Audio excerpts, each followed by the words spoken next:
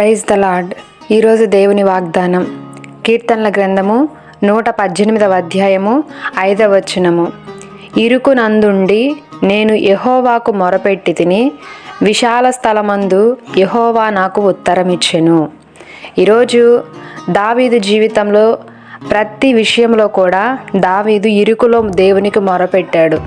చాలా భయంకరమైనటువంటి పరిస్థితులు దావీదు జీవితంలో ఎదుర్కొన్నాడు. నిందలేమి, అవమానములేమి, త్రోసివేయబడినటువంటి పరిస్థితులు, ఒంటరిగా ఉన్న పరిస్థితులు, ఆదరించేవారు లేక మరి ప్రాణాపాయము కలిగించే అనేక పరిస్థితులలో దావీదు ఉన్నప్పుడు, అలాంటి ఇరుకు సమయంలో యెహోవా నీవే నాకు ఆధారము, నీవు తప్ప నాకు మరొక ఆధారం ఏదీ లేదని సంపూర్ణంగా దేవుని మీద ఆధారపడి దేవుని కృప కొరకు కనిపెట్టుకొని ఆ ఇరుకులో కూడా దేవునిని విడిచిపెట్టలేదు దావీదు.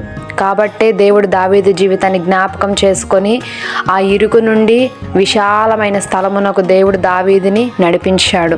ఈరోజు మన జీవితంలో కూడా నీవున్నటువంటి స్థితి ఇరుకుగా ఉన్నటువంటి పరిస్థితులే అయినప్పటికీ కూడా నీ విశ్వాసాన్ని ఈరోజు గట్టిగా పట్టుకొని ఆ విశ్వాసాన్ని విడిచిపెట్టకుండా ప్రార్థనతోనూ, ఆరాధనతోనూ, వాక్య ధ్యానముతోనూ జీవించినట్లయితే ఈ స్తుతి, ఆరాధన, వాక్య ధ్యానము, ప్రార్థన ఈ మూడు కూడా నిన్ను విశాలతలోనికి నడిపిస్తాయి.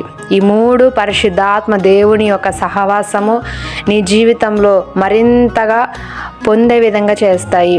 ఈ పరిశుద్ధాత్మ యొక్క సహాయమే ఇరుకులో నుండి మనల్ని విశాలతలోనికి నడిపించిద్ది.